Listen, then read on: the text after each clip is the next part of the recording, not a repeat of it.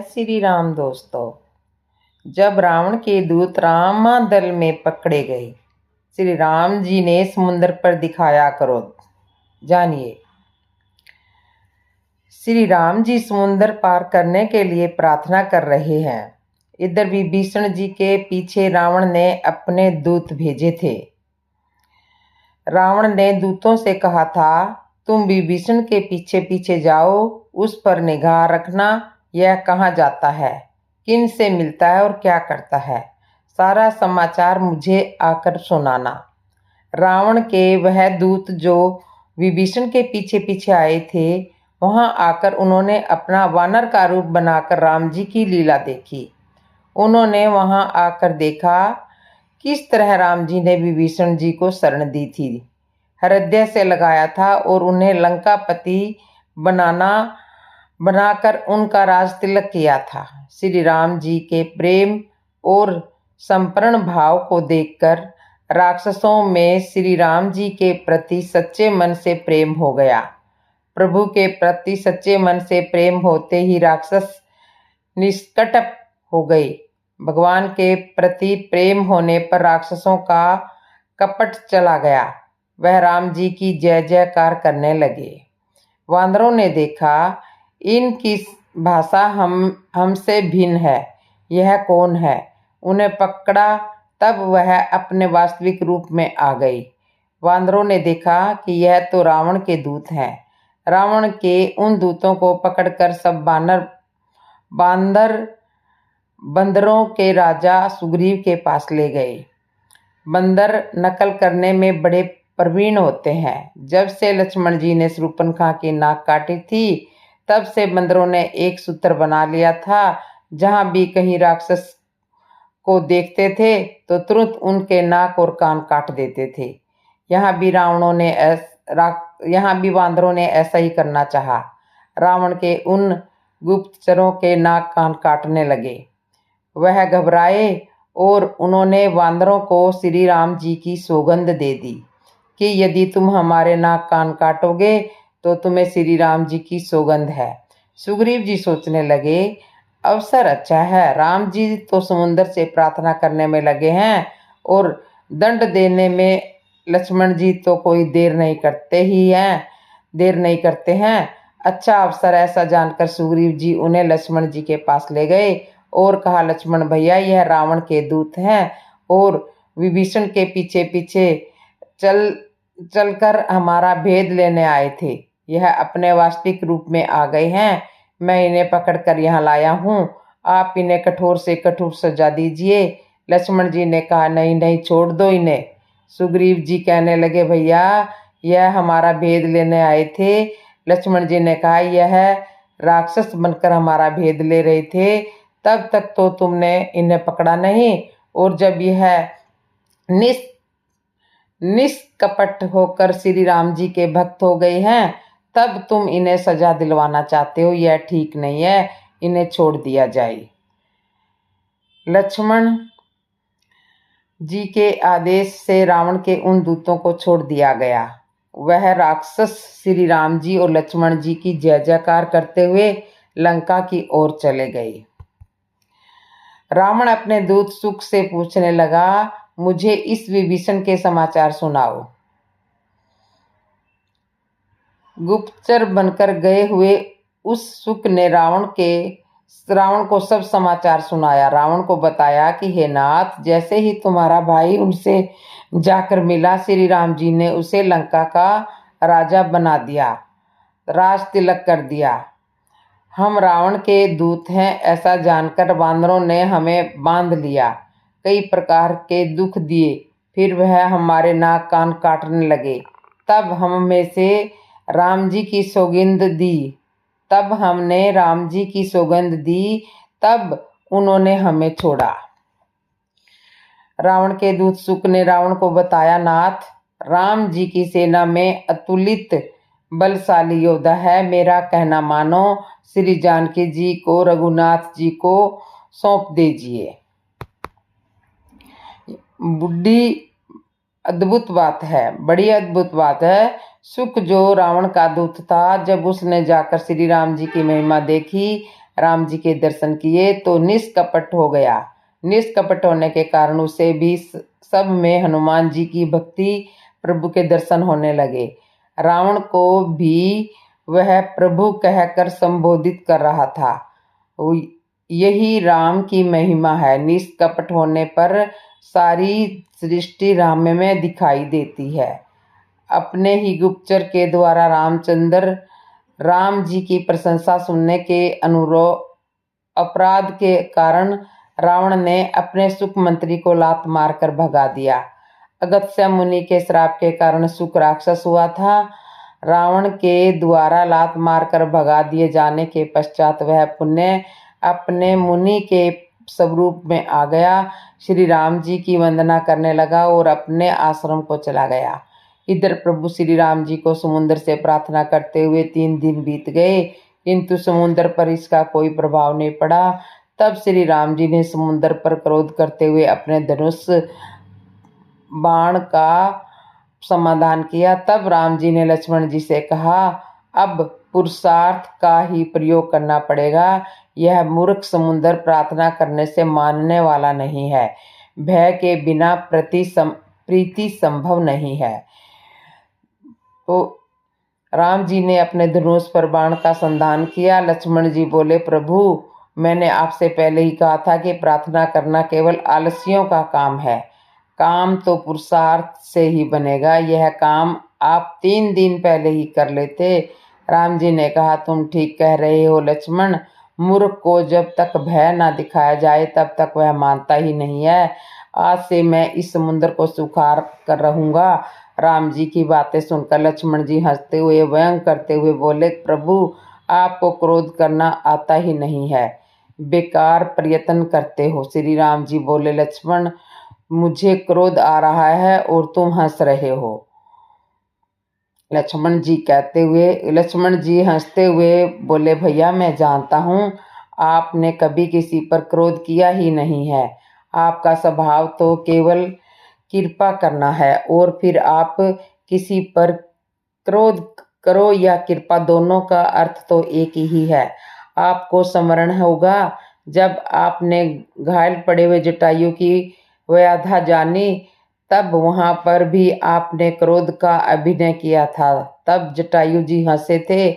आपने जटायु जी से भी यही प्रश्न किया था कि जटायु जी मुझे क्रोध आ रहा है और तुम हंस रहे हो, क्या कारण है? तब जटायु जी ने आपसे कहा था, प्रभु क्यों व्यर्थ में क्रोध का अभिनय कर रहे हो? आपने कहा था कि जटायु जी क्या मेरा क्रोध तुम्हें दिखाई नहीं दे रहा? जटायु जी ने आपसे कहा था कि आप क्रोध करते हुए कह रहे हो कि मैं रावण को कुल समेत वहां पहुंचा दूंगा जहां पिता श्री गए हुए हैं और रावण ही अपने मुख से यह कहानी सुनाएगा।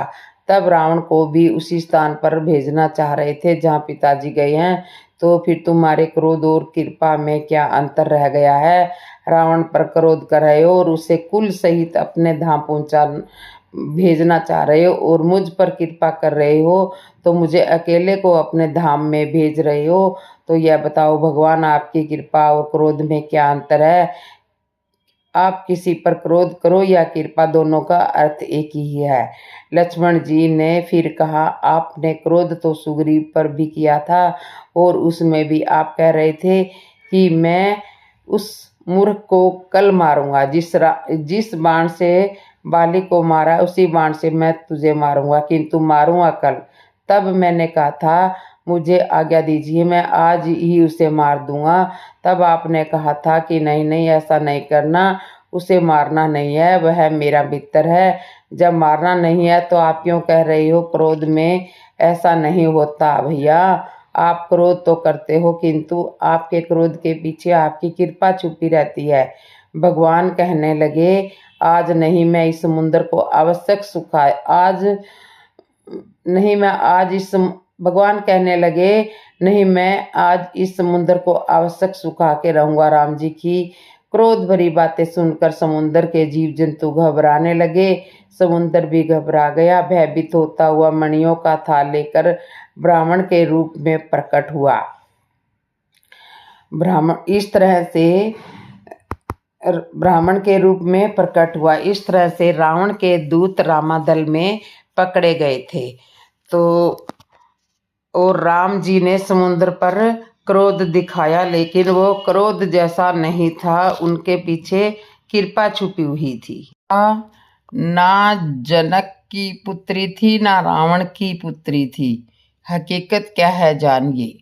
दोस्तों, माता सीता किसकी पुत्री थी? क्या माता सीता महाराज जनक की पुत्री थी? क्या माता सीता रावण की पुत्री थी? दोस्तों, आज आपको बता दें, माता सीता ना तो रावण की पुत्री थी, ना ही महाराज जनक की पुत्री थी। दोस्तों, हकीकत क्या है? आज की इस वीडियो में आपको मैं पूरा अच्छी तरह से बताऊंगी कि सीता किसकी पुत्री थी। माता सीता रावण की पुत्री थी और माता सीता का जन्म जब हुआ था तो माता सीता का लालन पालन महाराज जनक ने किया था। इसलिए वह रामायण के हिसाब से देखा जाए तो माता सीता जनक की पुत्री थी। तो महाराज जनक की माता सीता महाराज जनक की पुत्री थी और ना ही रावण की पुत्री थी। हकीकत क्या है? तो क्या वास्तव में ऐसा हो सकता है जैसा कि रामायण में बताया गया है? रामायण में यह दर्शाया गया है कि महाराज जनक की पुत्री सीता थी, जिनकी माता का नाम सुनैना था और इनके पिता का नाम जनक था। बताया गया है दोस्तों, कुछ लोगों का मानना यह है कि माता सीता रावण की पुत्री थी। तो हकीकत क्या है? आज की वीडियो में यही है। दोस्तों, आपने रामायण को देखा जरूर होगा, जिसमें जो रावण जो था वो दोस्तों रावण एक राक्षस प्रवृत्ति का था, लेकिन रावण बहुत बड़ा ज्ञानी था। दोस्तों, रावण दिन में गरीब लोगों को बहुत सताता था। रावण अपने आप को भगवान मानता था क्योंकि उसे घमंड था। घमंड उसे इस बात का था कि हमारे जैसा इस संसार में कोई विद्वान नहीं है। दोस्तों, वो महात्माओं के हवन को पूरा नहीं होने देता था, उनके यज्ञ को नष्ट कर देता था और महात्माओं से वह टैक्स लिया करता था। दोस्तों, एक बार महात्माओं ने टैक्स देने से मना कर दिया तो रावण महात्माओं के पास गया और महात्माओं से टैक्स लिया। तो महात्माओं ने जब मना किया तो रावण ने महात्माओं के सभी महात्माओं से थोड़ा थोड़ा खून निकलवा लिया टैक्स के रूप में। और एक विद्वान ने तो यह भी कहा है कि खून नहीं बल्कि महात्माओं का तेज था। दोस्तों, आप वीडियो को बड़े ध्यान से सुने ताकि सारी सच्चाई आपको समझ में आ जाए। आप खुद ही अंदाजा लगा सकते हो कि क्या वास्तव में हकीकत क्या है। कुछ विद्वानों का यह मत है कि महात्माओं का खून नहीं बल्कि तेज था। वो तो रक्त जो था वो रावण ने एक घड़े में बंद किया और जब लेकर के चला तो वह उसी समय महात्माओं ने क्रोध में आकर के रावण को ये श्राप दिया था कि तू हमारे रक्त को लिए जा रहा है, जा यही रक्त तेरी मौत का एक दिन कारण बनेगा। दोस्तों, और रावण जब वहां से घड़ा लेकर के चला तो उसमें रक्त था और एक विद्वान यह कहता है कि वो सीधा घर नहीं गया, सीधा महाराज जनक के खेतों में राजधानी में पहुंचा और जनक के खेतों में उसे घड़े को गाड़ दिया था। दोस्तों, दूसरा विद्वान यह कहता है कि वह रक्त का घड़ा लेकर के सीधा अपने महल में मंदोदरी के पास गया था और महल में उस घड़े को रख दिया और उसने रखने के बाद में मंदोदरी से यह पूछा था कि इसमें क्या है। तो रावण ने मंदोदरी से कह दिया था कि इसमें जहरीला विष है, आप इसे छूना मत। और इतनी बात कहने के बाद रावण तपस्या करने के लिए चला जाता है हिमालय पर्वत पर। दोस्तों, समय बीतता चला गया।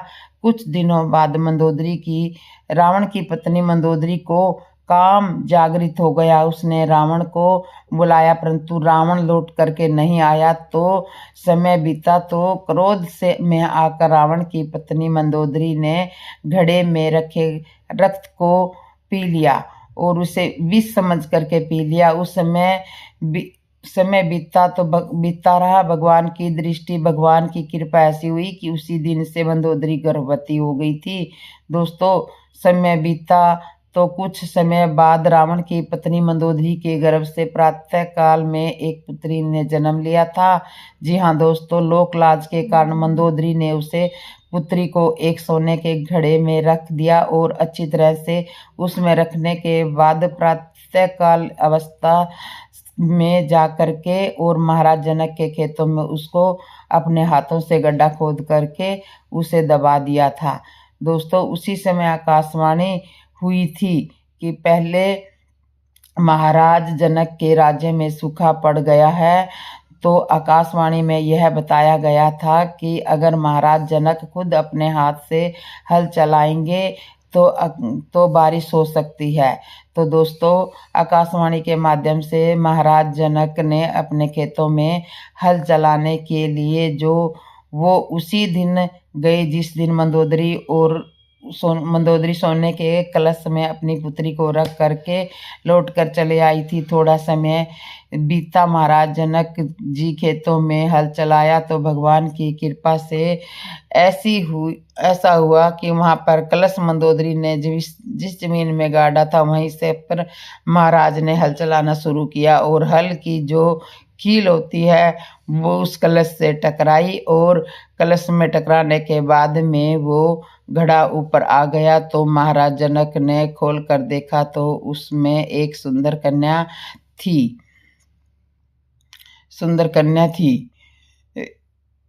और दोस्तों, जब कन्या निकली तो महाराज जनक ने उसका नाम संस्करण किया और विद्वानों ने प्रमाण पाया कि बेटी उत्पन्न हुई है। तो बताया कि सोने के कलश से एक शीतल घड़ा जो था उससे यह कन्या उत्पन्न हुई है। तो दोस्तों, विद्वानों ने इसका नाम सीता रख दिया। यहाँ सीता के अलावा कुछ और भी नाम रख सकते थे, लेकिन सीता इसलिए रखा था क्योंकि वह शीतल घड़े से उत्पन्न हुई थी। और दोस्तों, एक विद्वान यह कहता है कि महाराज जनक जो हल चला रहे थे तो हल में जो नुकीली धार होती है, जो नुकीली नोक होती है, उसे सील बोलते हैं और उसे घड़े से टकराया था। एक विद्वान कहता है इसी वजह से माता सीता का नाम सीता रखा गया था। तो दोस्तों, आज की वीडियो में आपने इस कहानी के माध्यम से यह समझ लिया होगा कि वास्तव में सीता किसकी बेटी थी। दोस्तों, यह तो हकीकत है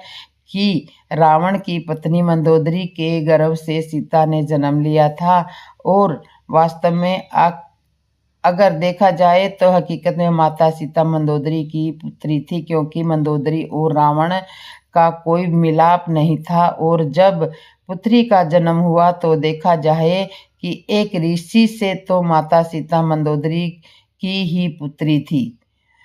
एक दृष्टि से तो माता सीता मंदोदरी की ही पुत्री थी, ना कि रावण की, क्योंकि रावण का कोई अंश नहीं था, कोई मिलाप नहीं था उसे पुत्री के जन्म लेने के। दोस्तों, इधर माता सीता जनक की पुत्री इसलिए कहलाई क्योंकि वो खेतों के द्वारा महाराज जनक को मिल गई थी और महाराज जनक ने माता सीता का पालन पोषण किया था, इसलिए महाराज जनक की पुत्री कहलाएगी। जिस प्रकार कन्हैया के माता पिता वासुदेव और देवकी थी हकीकत में, क्योंकि उनके संभोग क्रिया के द्वारा भगवान श्याम सुंदर का वर्ण हुआ। यहाँ पर भी शंका यह है कि भगवान श्याम ने अवतार लिया था तो भगवान कन्हैया का पालन पोषण यशोदा ने किया था। और दोस्तों, इसलिए भगवान कन्हैया की माता का नाम यशोदा बताया गया है और हकीकत में उनकी माता का नाम देवकी था।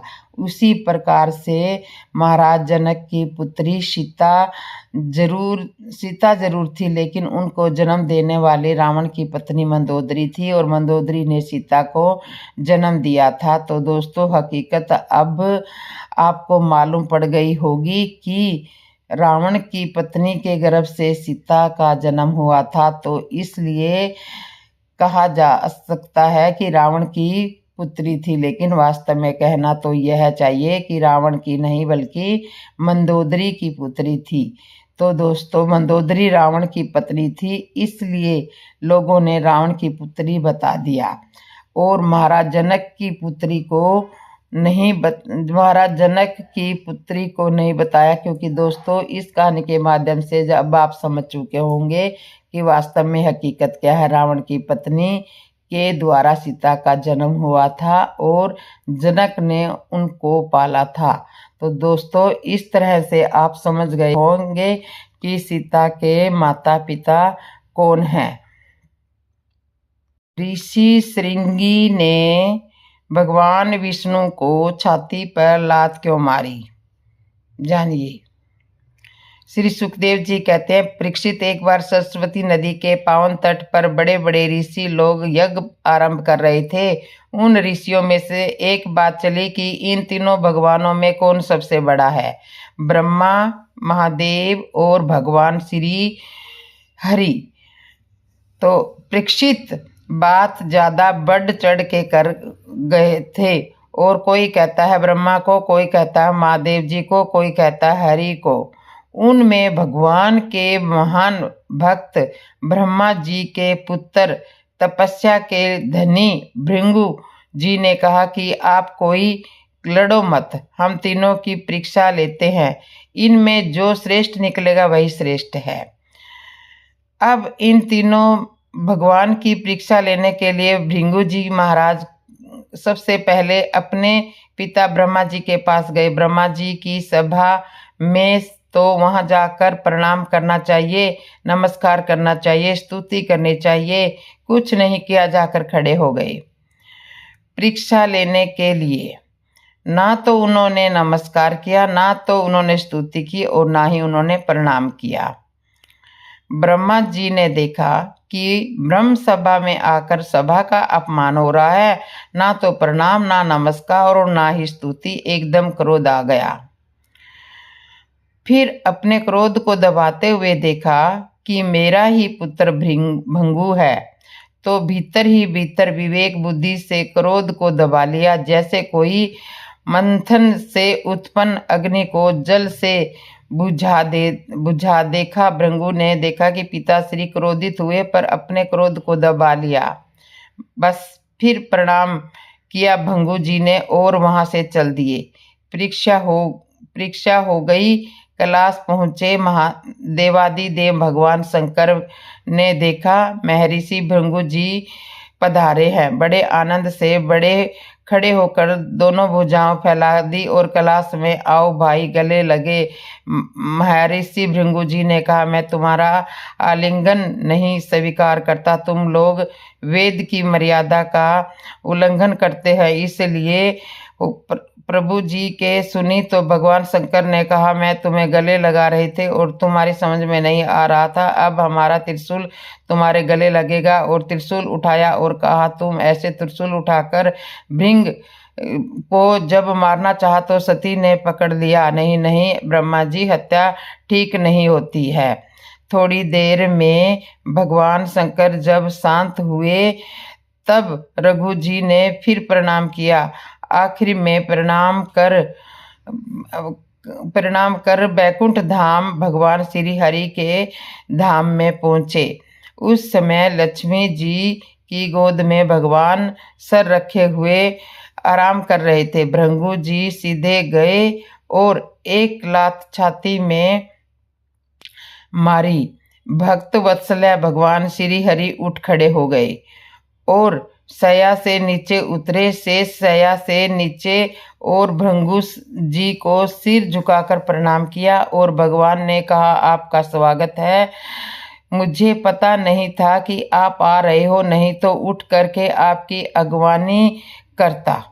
प्रभु मेरा अपराध क्षमा करना, क्योंकि मैं आप जैसे महर्षि का आदर नहीं कर पाया।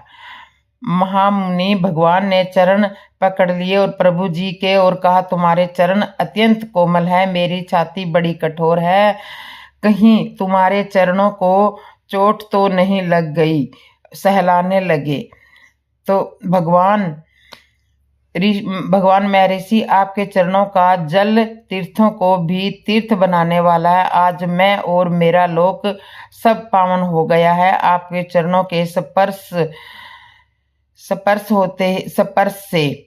तो भगवान वचन दिए कि आज के बाद चाहे जो अवतार हो, मेरा तुम्हारा चरण चिन्ह तुम्हारी छाती पर रहेगा, यह हमारा आभूषण रहेगा। भृंगु चरण चिन्ह भृंगु लता। श्री सुखदेव जी कहते हैं, परीक्षित, भंबू जी के आंसू आ गए। मैंने लात मारी और भगवान चरण पकड़कर दबा रहे हैं कि हमारी छाती बड़ी कठोर है, तुम्हारे चरणों में कहीं चोट ना लग गई हो। भंगू जी के भक्ति के उपद्रेक से गला भराया, आंखों में आंसू झलक गए और वो मौन हो गए। फिर भगवान को साष्टांग प्रणाम किया, श्री हरि को, और प्रणाम करके वहां से लौट आए। और ब्रह्मबंधनी की सभा थी और उसमें आकर वहां बताया, तीनों भगवान के चरित्र बताए। भंगू जी का अनुभव सुनकर तभी ऋषि मुनियों को बड़ा विनय हुआ, उनका संदेह दूर हो गया। तब से वे भगवान श्री हरि की सर्वश्रेष्ठ ऐसा मानने लगे। तो भगवान श्री हरि ही ब्रह्मा है, भगवान श्री हरि ही महादेव है, महादेव ही श्री हरि है, कोई किंचित भेद नहीं है। भगवान श्री हरि ही साक्षात धर्म, ज्ञान, वैराग्य, 8 प्रकार के ऐश्वर्य और चित्त को शुद्ध करने वाला यश प्राप्त होता है। शांत, समचित, अंकिचन और सबको अभय देने वाले साधु मुनियों के वे एकमात्र परम गति है, ऐसा सारे शास्त्र कहते हैं। भगवान की प्रिय मूर्ति है, सत्व और इष्ट देव है। ब्रह्मा ऋषि निष्काम, शांत और विवेक स्वपन पुरुष श्री भगवान श्री हरि का भजन करते हैं। भगवान की गुणमुख कुम बहुत ही प्रियजनक है। तो दोस्तों, पुरुषार्थ, समस्त पुरुषार्थ स्वरूप है। सुखदेव जी कहते हैं, परीक्षित, सरस्वती तट के ऋषियों ने अपने लिए नहीं, मनुष्यों का साक्षात संशय मिटाने के लिए ऐसी युक्ति रची थी। पुरुषोत्तम भगवान के चरण कमलों की सेवा करके उन्होंने भगवान का परम पद प्राप्त किया था। सुत जी कहते हैं, सोनका ऋषियों भगवान पुरुषोत्तम की कमनीय जन्म मृत्यु रूप संसार के भय को मिटाने वाली है। वह व्यास चंदन भगवान श्री सुखदेव जी के मुखार बिंदु से निकली हुई सुरभिज का मध्यमय सुधा धारा है। इस संसार के लंबे पथ का जो बटोही अपने कानों के दोनों से इसका निरंतर पान करता है, उसकी सारी थकावट और जगत से इधर उधर भटकने से जो दूर होती है, वह सब भगवान की कृपा से ही होती है।